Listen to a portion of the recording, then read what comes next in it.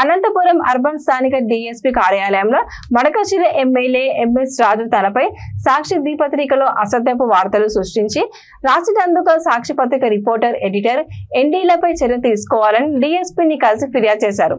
మొదటి నుండి సాక్షి పత్రిక దళితుడైన నాపై అసత్యపు వార్తలు రాస్తూ నా పరువు ప్రతిష్టకు భంగం కలిగే విధంగా చేస్తున్నారని అన్నారు.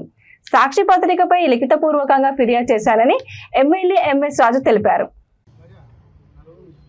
అసత్యాలు, అబద్ధాలు వ్యక్తుల యొక్క వ్యక్తిగత ప్రతిష్టను భంగం కలిగించే విధంగా సమాజంలో ఆ వ్యక్తులకు ఉన్నటువంటి ఇమేజ్ ని డ్యామేజ్ చేస్తూ వ్యక్తిగత ప్రతిష్టకు భంగం కలిగించడమే కాకుండా అగౌరవపరిచే విధంగా అసత్యాలు, అబద్ధాలు పత్రిక సాక్షిలో ఈరోజు నా మీద ఒక అసత్యపు అబద్ధపు రాతలు రాయడం జరిగింది.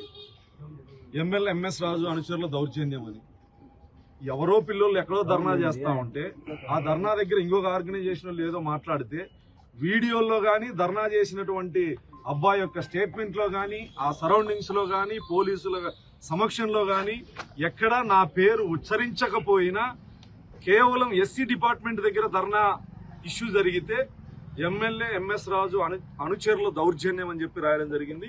ఈ ధర్నా ఎటు పోయిందో, వాళ్ళు ఎక్కడ ఎవరెవరు ఉన్నారో అదంతా ఎటు పోయిందో కానీ మొత్తం నా గురించే.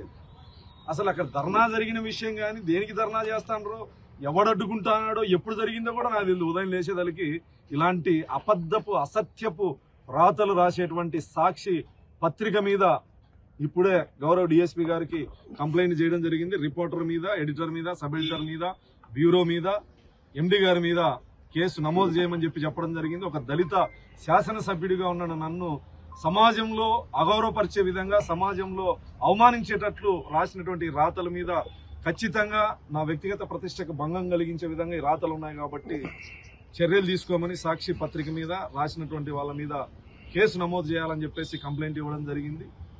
గెలిచిన రోజు నుంచి ఈ రోజు వరకు అనేక సార్లు రాసిన ఏదో మారుతారులే అని అనుకుంటే ఈరోజు నాకు ఎటువంటి సంబంధం లేని ఇష్యూ, నా ప్రమేయం లేనటువంటి ఇష్యూ, నా జిల్లా కాదు ఇది, నేనున్న నివాసం, ఇక్కడ ఏం జరిగిందో కూడా నాకు తెలియదు, నేను పట్టించుకోలే, అసలు వీళ్ళెవరో కూడా నాకు తెలియదు. నేను చెప్పిన డిఎస్పీ గారికి ఈ సంఘటనలో మీరు పూర్తిగా విచారించుకోండి, నా పేరు ఎవడైనా చెప్పింటే ఖచ్చితంగా వాడి మీద కేసు కట్టుకోండి, అంతేగాని నా వ్యక్తిగత ప్రతిష్టకు భంగం కలిగించే విధంగా ఈ రకమైనటువంటి రాతలు రాసే వాళ్ళని ఉపేక్షించాల్సినటువంటి అవసరం లేదని గౌరవ డిఎస్పీ గారికి విన్నవించడం జరిగింది. ఖచ్చితంగా కేసు నమోదు చేయాల్సిందే. దీన్ని నేను ఇప్పుడే హోంమంత్రి గారికి, స్టేట్ ఎస్సీ కమిషన్ కి, శాసనసభ కమిషన్ కి ఖచ్చితంగా పంపించి కేసు నమోదు చేసేంత వరకు వదిలిపెట్టే ప్రసక్తి లేదని చెప్పి సందర్భంగా